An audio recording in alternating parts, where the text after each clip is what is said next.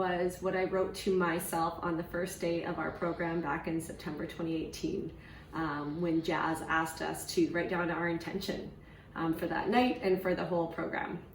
I am so pleased to say that I feel like I have lived up to my intention over the last 2 years. I think that I've gained so much more out of these last 2 years than I even thought was possible. And I think I can say with all honesty that not only is my teaching practice changed forever, but so is my life. So today I'm going to use the concept of making fried rice to explain all of the different pieces that this program has added to my life. So the first ingredient in fried rice that I'm going to make is the rice. And so this is just plain jasmine rice. I like to think of this as me when I entered the program 2 years ago. Not to say that that's a bad thing at all to be plain. I don't think I was a plain teacher, but at the same time, this is me ready to learn and ready to develop over the next 2 years. So here we go.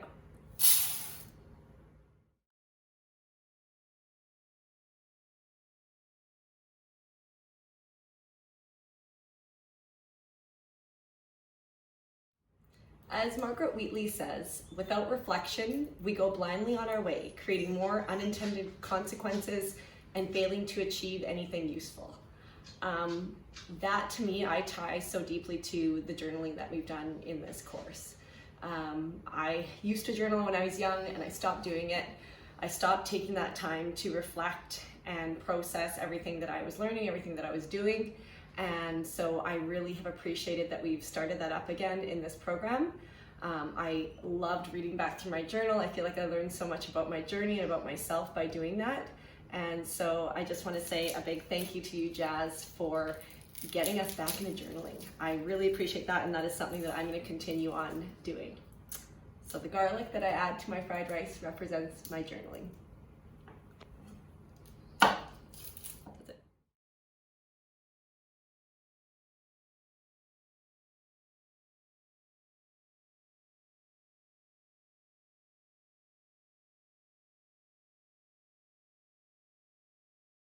So the next ingredient that I'm adding to my fried rice represents the importance of teaching Indigenous history and perspective in the classroom.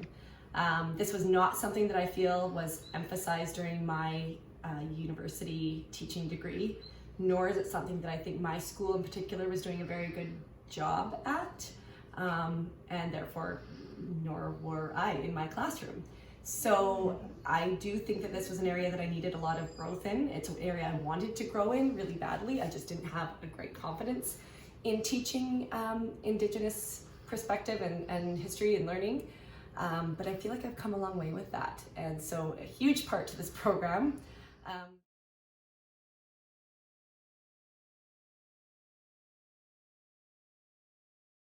Maya Angelou quote that I just shared is my favorite one, and I've had it hanging in my classroom since I started teaching. And it was very much a part of my teaching philosophy when I first started teaching. But I do find that over the years I got caught up with the curriculum, with fitting everything into the day, with not necessarily taking a pulse on where the kids were at, but just, you know what, we got to get that social studies lesson in before the end of the day because tomorrow and the next day, and it just keeps going, and we have so much going on in our schools. So I think for me, my first inquiry, I focused on social emotional learning. I focused on building empathy within my classroom, and that was a huge learning curve for me because it's something that I've always felt like I was building within my classroom community. But what I did is I started doing class meetings, and in those class meetings, the kids started sharing where they were at on the mood meter. And that was really powerful. They loved sharing their feelings. They came to love our classroom meetings. They loved hearing how others were doing. Now, of course, it was a challenge to get everyone to share, but we did journal about our feelings as well. But I think overall, the last 2 years, I've really brought morning meetings in as a big part of my schedule in the classroom, and it's been huge.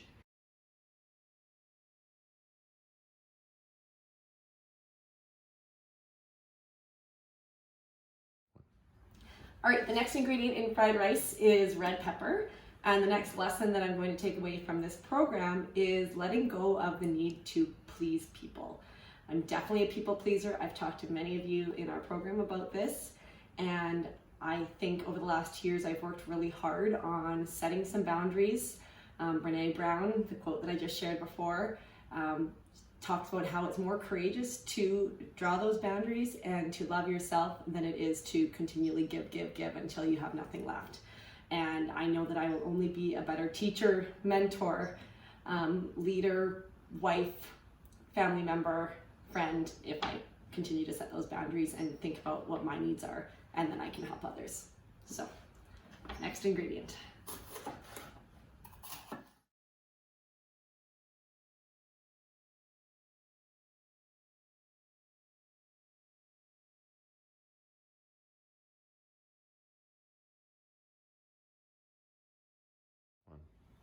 All right, my next ingredient for my fried rice is mushrooms, and my next lesson from our GDE program is bringing representation of different cultures and peoples into my classroom. So that slide that I just showed, it said we need more diverse books, and underneath that it said if children cannot see themselves in books, they start to believe that they're not important enough to be in them. So that struck a chord with me. For my third inquiry, I dove into what it means to have a classroom community rooted in equality and diversity, and equity, and the importance of dialogue in that community. So I started to realize that a lot of the books I had in my classroom spoke about students with physical disabilities, but that the diversity in terms of culture and ethnicity wasn't there. So I had a lot of students that weren't seeing themselves in the books that I was bringing into our classroom. And I thought, well, that's a place that I can really make a difference. And so I've also learned that they're not as readily available as you would hope, but at the same time, it's up to me to make that effort because I want every single one of my students to see themselves in the books that they read, the movies that they watch, the world.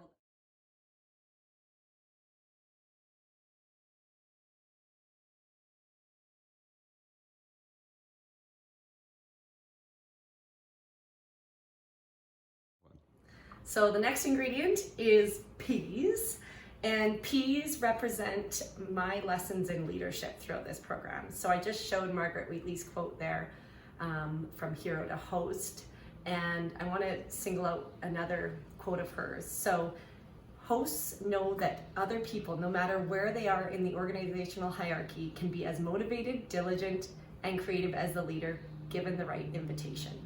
So I want to make sure that I'm a leader who is always sending that invitation to others. I want to hear other people's stories. I want to get different perspectives. I acknowledge that I used to be someone that would sort of stick to my bubble of people, of like-minded thinkers, but I've certainly learned that everybody has their stories, everybody has their unique perspectives, and we can only form a much more well-rounded perspective and decision once we hear all the stakeholders. So I do the same in my classroom, same in the school, and same in life outside of school as well. So, leadership and peas.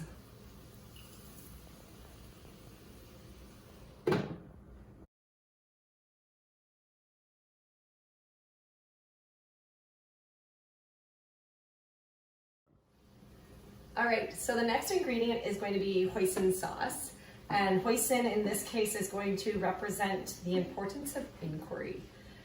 Wow, I think that we've all learned a lot about inquiry over the past 2 years. From Jazz's litmus test at the very beginning, when I didn't really even understand what that meant.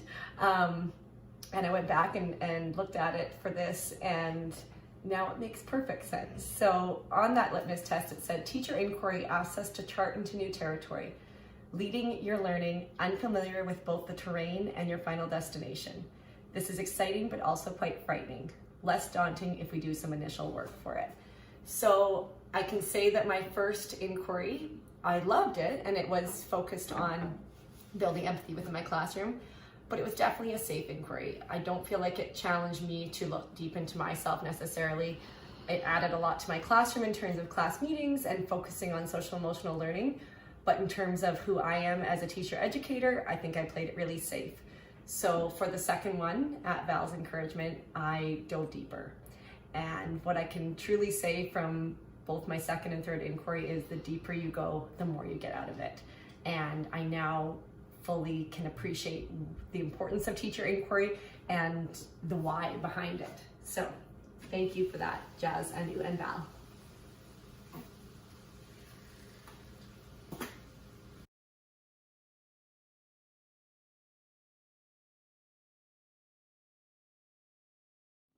All right, so the next ingredient in the fried rice is going to be soy sauce. And soy sauce to me represents my vulnerability. I feel like I have dove into the realm of being vulnerable throughout this course in these past 2 years, both professionally and personally. And I've only found that I've reaped the benefits from it. So I feel like Brene Brown has been such a mentor in this area. Michelle, you too. And really everyone in our cohort, because we've all shared and opened up and been vulnerable with one another, and every time somebody does it, it gives others the courage to do so themselves. I see that in my classroom, I see that with me as a teacher, with my students.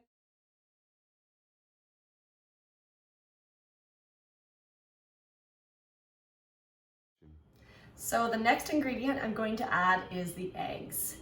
And the eggs represent our cohort, our learning community.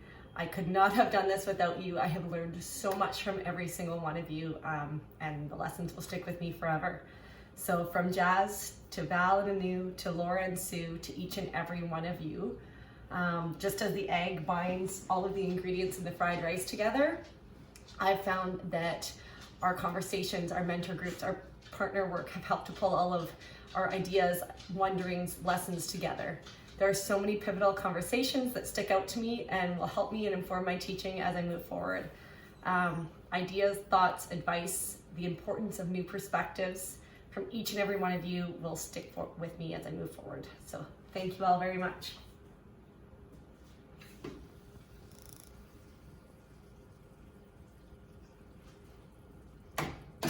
Okay, done.